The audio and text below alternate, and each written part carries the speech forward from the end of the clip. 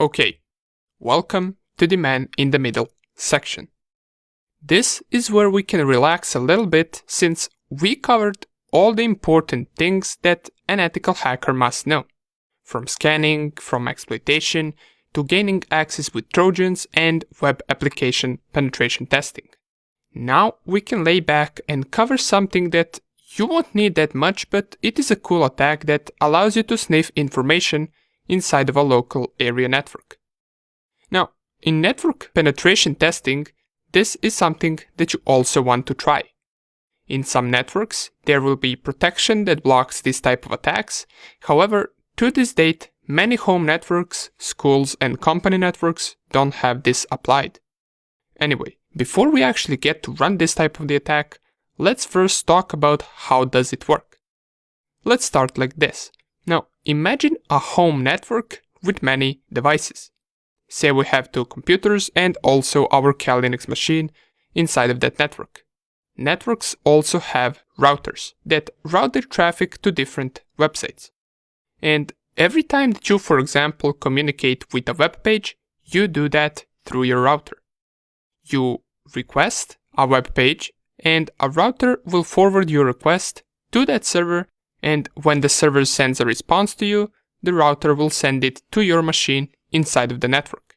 But how does it know which machine to send to?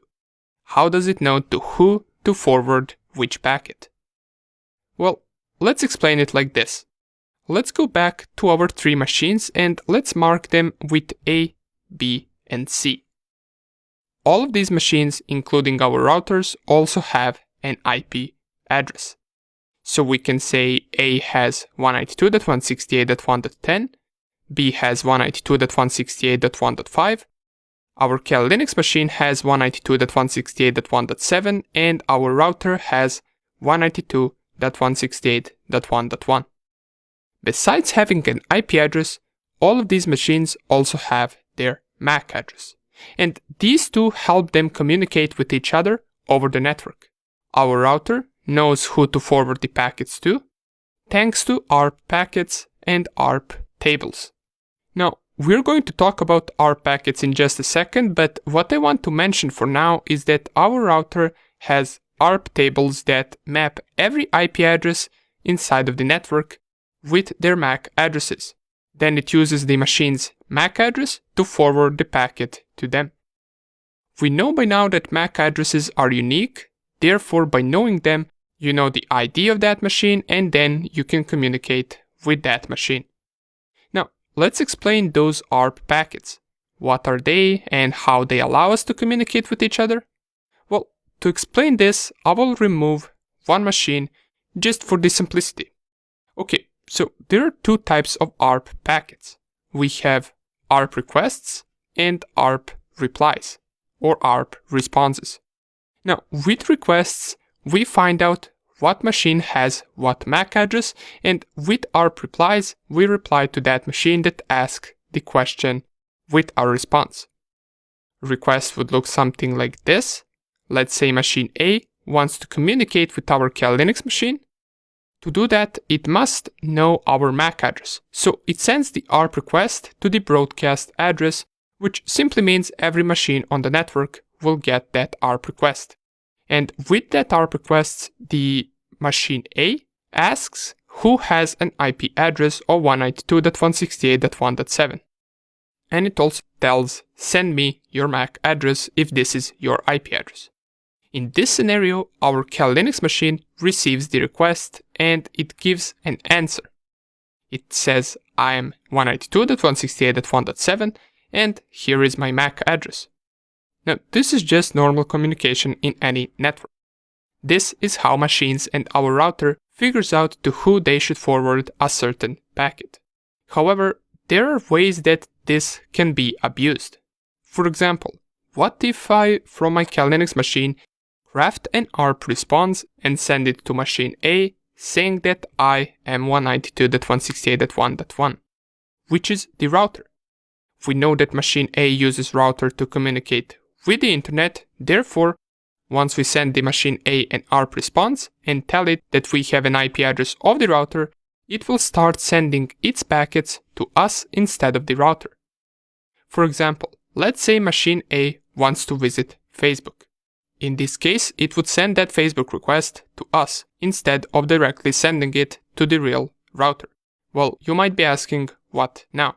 We just managed to redirect the traffic of machine A to go to us, and now that machine won't be able to access internet because the packets are not being forwarded to Facebook or any other page that they want to visit. Well, not exactly. We can also send an ARP response to the router. In this response, we tell the router that we are the machine A. Now machine A believes that we are the router, and router believes that we are machine A. All we are left to do in this case is forward the packets to keep the connection going. So in this scenario, instead of communication to websites going like this, instead we spoof the network and now the communication is being done like this. In this case, if machine A tries to visit facebook.com, for example, it will send that request to us, which we then forward to the router, and the router forwards it to Facebook.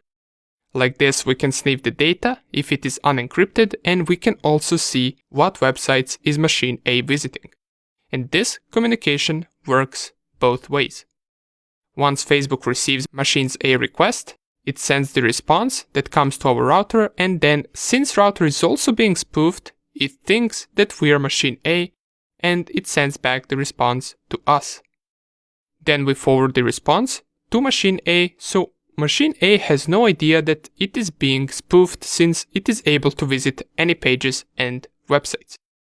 This attack is called man-in-the-middle with the help of ARP spoofing. And of course, when we perform this attack and we spoof our router and targets, their ARP tables will look something like this. The MAC address of machine A changes to our MAC address inside of the router's ARP tables. And that is while it's being spoofed.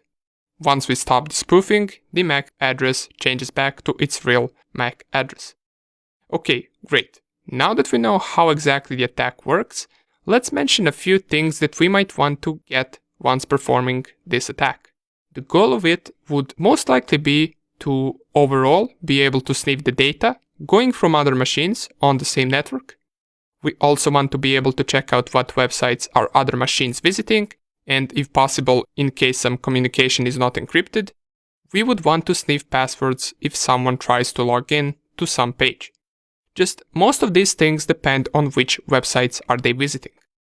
Nonetheless, now that we know theory behind the attack, let's see how we can perform it using different tools. See you in the next video.